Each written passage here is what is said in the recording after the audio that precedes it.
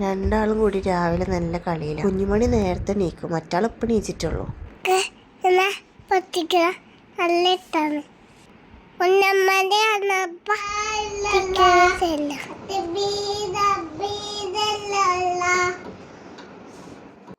എന്റെ കുഞ്ഞുമണി താഴെ കൊച്ചാവുന്നു.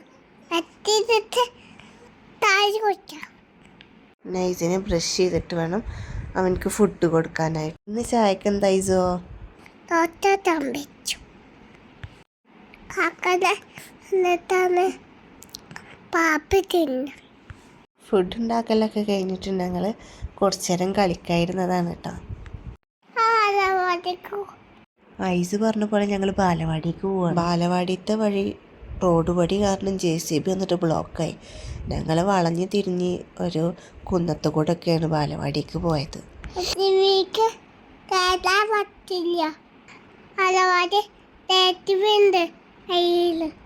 ഇതാണ് ഞങ്ങൾ അങ്കലവാടി.